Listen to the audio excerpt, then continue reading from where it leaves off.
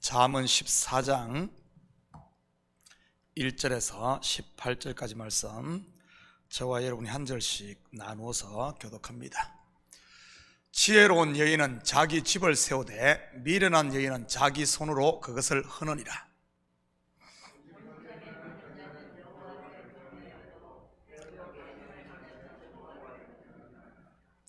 미련한 자는 교만하여 입으로 매를 자청하고 지혜로운 자의 입술은 자기를 보전하느니라.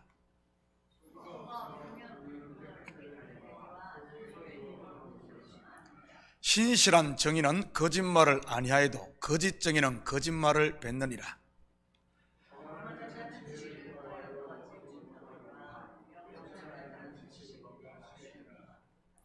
너는 미련한 자의 앞을 떠나라. 그 입술에 지식 있음을 보지 못함이니라.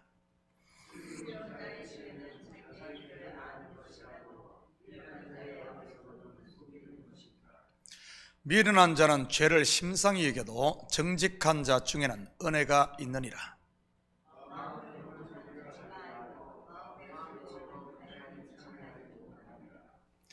악한 자의 집은 망하겠고 정직한 자의 장막은 흥하리라.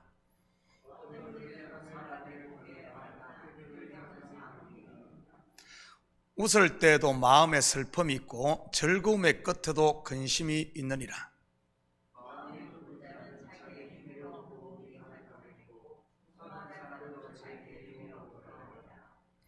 어리석은 자는 온갖 말을 믿으나 슬기로운 자는 자기의 행동을 삼가느니라.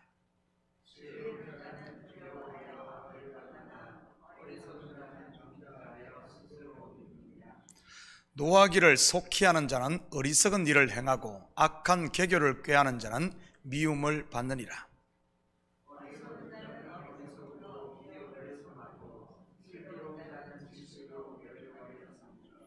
아멘. 좋은 아침입니다. 달리는 말에 채찍을 가라는 말이 있습니다. 아무리 좋은 명말을 할지라도 그냥 내버려 두면 달리는 것을 멈추게 되는 것이지요. 우리의 신앙생활도 마찬가지인 것 같습니다. 아무리 큰 은혜를 받고 성령 충만으로 시작을 했다 할지라도 잠시만 방심하면 자기도 모르는 사이에 옛날로 돌아가는 것이 인생이니까요. 우리는 이러한 사실을 초대교회를 통해 쉽게 확인할 수 있습니다. 오순절 성령 강림으로 시작된 초대교회가 얼마나 뜨거웠습니까? 한마디로 불과 같다고는 할까요?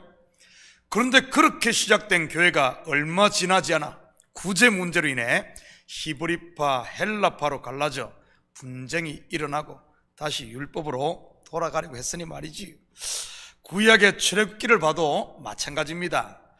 자기들의 두 눈으로 애굽에 임한 10가지 재앙과 유월절 사건, 그리고 전대미문의 홍해가 갈라지는 기적과 하나님의 영광을 본 그들 아닙니까? 그런데도 얼마 지나지 않아 불평과 불만, 심지어 다시 애굽으로 돌아가려고 했으니 말이지. 성경은 사람의 마음을 땅이나 아니면 밭으로 비유를 합니다. 창세기에 땅이 아담으로 말미암아 저주를 받아 가시와 엉겅퀴를 낸다는 말이 무엇이겠습니까? 바로 죄 아래 있는 인생들의 마음이 그렇다는 것 아니겠습니까? 식물이 되지 못하고 매 사람들만 찌르는 가시 말이지. 식물을 내려면 어떻게 해야 한다고 했습니까? 이마에 땀을 흘리며 경작을 해야 하는 것이지요. 바로 매일 기도의 쟁기로 마음밭을 갈아엎고 그곳에 말씀의 씨를 뿌릴 때 은혜와 평강의 하늘 양식을 얻는다는 말 아니겠습니까? 잠언은 바로 찌르는 말로서 달리는 이 말에 채찍을 가하는 것과 같은 그런 것입니다. 잠언을 공부하다 보면 마음에 찔리고 시험 드는 분들이 나올 법도 한데 아직까지 안 나오는 것을 보니 제가 너무 살살 찌르는 게 아닌가 생각이 들기도 합니다. 그래서 오늘은 좀 세게 한번 찔러보도록 하겠습니다. 1절입니다. 지혜로운 여인은 자기 집을 세우되 미련한 여인은 자기 손으로 그것을 허느니라. 이 구절은 마치 집안의 흥망성쇠가 여자 손에 달렸다는 것처럼 보입니다. 우리 뭐 속담에 암탉이 울면 뭐 집안이 망한다는 이런 느낌이 좀 들죠. 그런데 전혀 그런 말이 아닙니다. 사도 바울은 성도의 영적 성숙을 성전을 짓는 것으로 에베소서에서 비유하고 있습니다. 그리스도가 교회의 머리인 모퉁이 돌로서 성도들이 함께 지어져 가는 것 말이지. 여기에 나오는 집 또한 성전을 말하는 것입니다. 바로 우리 마음에 세워지는 성령이 가는 전 하나님의 나라 말이지요. 그리고 여기서 여인은 생물학적인 여성을 말하는 것이 아닌 지혜로운 자라는 뜻으로 진리의 인도를 받는 성도를 일컫는 말이고요. 마태복음에 보면 예수님께서 이 집의 비유를 든 적이 있습니다. 바로 반석 위에 지은 집과 모래 위에 지은 집 말이지요. 그 집 또한 성전을 일컫는 것입니다. 그렇다면 어떤 성전이 무너지지 않고 제대로 세워지는 성전일까요? 반석 위에 세운 집, 여기서 반석은 누구를 말하죠? 바로 예수 그리스도를 일컫습니다. 하나님의 은혜가 마음의 왕노릇하는 것이 바로 반석 위에 집을 세우는 것이요, 반대로 내가 왕노릇하게 그냥 내버려 두는 것이 모래 위에 짓는 집, 곧 성전입니다. 본문으로 말하면 전자가 집을 세우는 것이요 후자가 허는 것이지요. 그러니 어떻게 해야겠습니까? 바로 부지런한 농부가 되어 열심히 마음의 땅을 갈고 씨를 뿌리며 관리를 해야 하는 것이지요. 이 이스라엘 출애굽 광야 40년 그 기간이 계속해서 그 마음밭을 관리한 것 아닙니까? 육신의 옛 생각을 계속해서 뽑아내서 심판하고 죽임으로 말이지요. 그 빈 공간에 무엇이 채워집니까?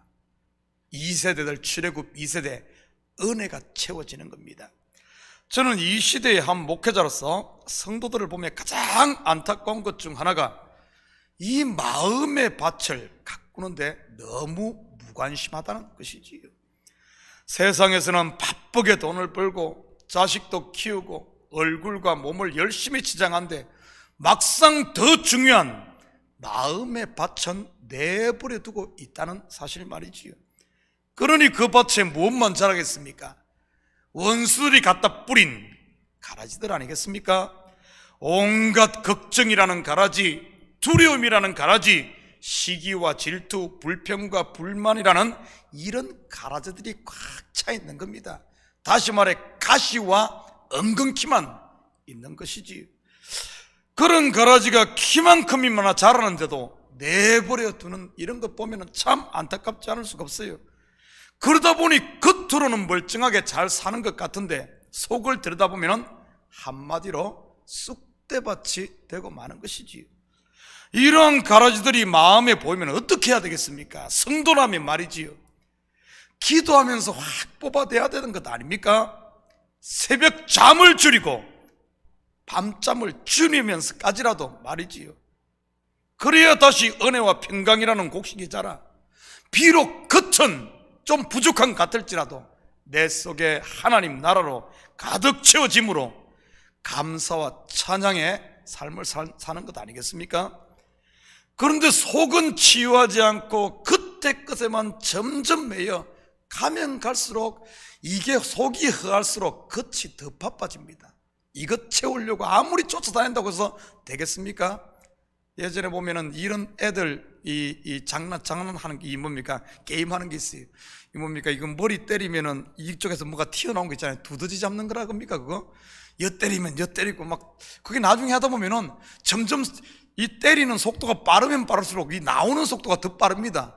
그래서 애들이 막 때리다가 나중에 가서 지쳐가지고 정신이 이렇게 혼미해져 버리는 이런 게임이 뭘 이야기하겠어요? 뭘 이야기했어요? 우리의 세상 아무리 끝에껏 쫓아다니면 잡아도 이 속이 치유되지 않으면 평생을 돈 하다가 인생 끝나고요, 평생을 자식 하다가 인생 끝나고요, 평생을 남편 하다가 인생 끝나는 겁니다. 교회 와서도 똑같아요. 이 사람하고 부딪혀서 또 그래서 그러면 또 저 사람 부딪히고, 한 번씩 교인이 100명이면 100명 다 돌아가면서 한 번 다 싸움질하고 나면은 인생 끝나는 겁니다. 여러분, 이 그때껏 아무리 해도 안 되는 거예요.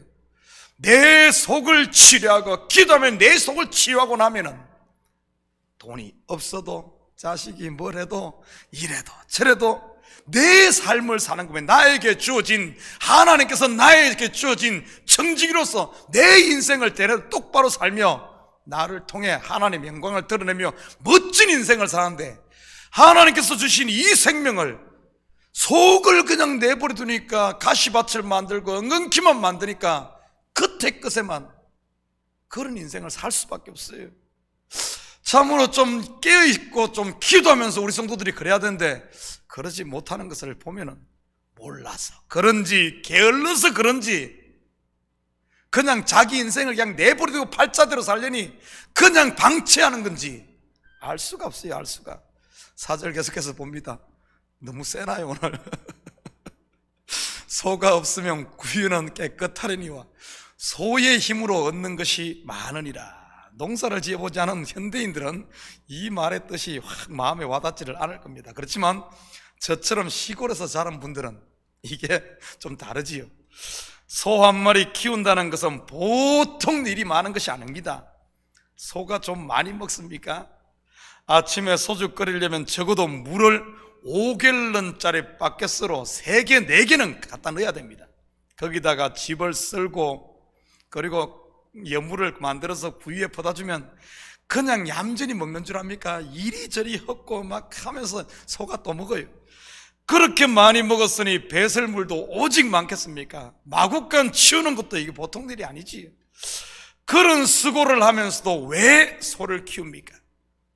왜냐하면 농기계가 발달하지 않았던 시대는 소 없이는 도저히 농사를 지을 수 없기 때문입니다. 그 큰 농가밭을 다 소의 힘으로 갈지 않습니까? 그리고 그 추수한 곡식들을 어떻게 운반을 합니까? 전부 소의 힘으로 이 구루마에 실어서 운반을 하지요. 아마 제 생각에 소 한 마리가 해내는 일이 적어도 장정 20명이 하는 일보다 더 많을 겁니다. 거기다가 1년에 한 마리씩 새끼까지 놓으니 시골에서야 큰 목돈이 되고요. 아마 어르신들 중 대학을 나오신 분들은 전부 이 송아지 팔아서 소의 덕을 보지 않은 사람은 아마 없을 겁니다. 소의 힘으로 얻는 그 결과를 농부는 알기에 기꺼이 그 많은 수고를 하는 것이지요. 성도에게 있어 새벽기도가 이와 같지 않을까 생각을 해봅니다. 새벽기도를 하지 않으면 분명 새벽기도 하시는 분들보다 한두 시간 더 잠을 잘 수 있고, 잠을 더 자니 몸이 더 개운할 수 있고, 또한 아침에 덜 바쁘고 여유가 더 있을 것입니다. 그렇지만 새벽기도를 통해 얻는 유익은요, 왜 여러분은 새벽기도에 나오죠? 이 모든 것을 합한 것보다, 이 모든 것보다 합한 것보다 10배 아니 100배는 더 많은 유익이 있기 때문에 나오는 것 아닙니까? 잠시 있다가 없어질 땅의 것을 희생하면서 영원한 하늘의 것을 얻으니 말이지. 겉의 것을 좀 양보하면서 이 속을 관리하고 이 속을 치료하고 하니까 말입니다. 매 땅의 것에 매여 아웅다웅하며 죽는 소리만 하시는 분 계십니까? 여러분, 성도가 언제까지 그러고 사시겠습니까? 이제는 거기서 좀 벗어나 기도함으로 좀 우리의 마음을 깨끗하게 관리해서 좀 양식이 있어야 되는 것 아닙니까? 항상 은혜가 있고 평강이 있고 돈이 좀 없더라도 세상이 흉흉하더라도 거기에 매이지 않고 땅에서 벗어나 하늘로 비상하는 것 말이지요. 그것을 보여준 것이 예수님께서 제자들은 바람에 의해 물에 빠져가 죽니 사니 아웅다웅 하는데 예수님께서는 편안하게 주무시며 심지어 물 위를 걷지 않습니까? 이것이 바로 성도들의 삶을 모습을 보여주는 것 아니겠어요? 세상은 파도와 같이 끊임없이 돈 문제, 자식 문제, 남편 문제, 끊임없이 전쟁 이야기, 기근 이야기, 아무리 많은 것을 갖다 줘도 이것은 그치지 않아요. 언제까지 거기서 그러겠습니까? 좀 벗어나야 되는 것 아닌가요? 물 위를 걷고 하늘 위를 걸어야지요. 날아야지요. 언제까지 닭장의 닭처럼 그렇게 살아서야 되겠습니까? 그것을 해결하는 게 뭐겠어요? 기도하면서 내 마음을 하나님께 드리고 땅의 소망이 아닌 하늘의 소망으로 채우는 바로 이 기도인 것이지요. 여러분의 마음의 집에 이 기도라는 소 한 마리씩 키우시길 바랍니다. 좀 힘들더라도 그 얻는 유익은 땅의 것이 아닌 비교할 수 없는 하늘의 영광을 얻는 것이니까요. 12절입니다. 어떤 길은 사람의 보기에 바르나 필경은 사망의 길이니라. 이것의 대표적인 것이 무엇이겠습니까? 바로 그때 것만을 쫓는 율법주의 아닌가요? 그러기에 당시 바리새인들이나 서기관 그리고 종교 지도자들이 백성들로부터 존경을 받고 의인으로 인정받았던 것이죠. 그들보다 더 바르게 산 사람들이 어디 있겠습니까? 진리 되시는 예수 그리스도가 오시기 전까지는 말이지요. 빛 대신 예수님께서 그들에게 비치자 어떻게 됐답니까? 그들의 실체가 확 드러납니다. 겉으로 보기는 필경 좋은 길고 바른 길 같았는데 실체를 들여다보니까 사망의 길 아니었나요? 그것을 가장 잘 보여주는 것이 다메섹 도상에서 바울에게 비친 예수의 빛이었던 것이고요. 그렇게 의기양양하게 살던 이 바울이 빛 앞에 죽은 자같이 꼬꾸라졌으니 말이지요. 그가 지금까지 지은 집이 다름 아닌 모래 위에 세운 집이었던 것입니다. 겉으로 보기에는, 사람의 보기에는 바른 것 같았는데 실상을 보니까 바로 무너질, 죽을 그런 집 말이지. 그처럼 큰 무너짐을 경험한 바울은 다시는 그의 집을 모래 위에 짓지 않고 그리스도라는 반석 위에 짓습니다. 그의 고백을 한번 들어볼까요? 고린도전서 15장 10절입니다.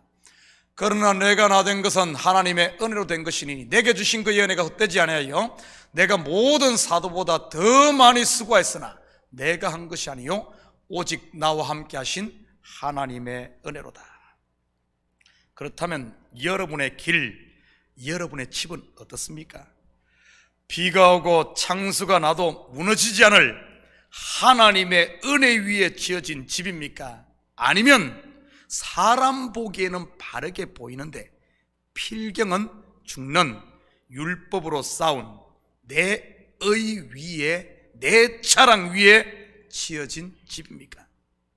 사람의 보기에 바른 길입니까? 아니면 하나님 보시기에 바른 길입니까?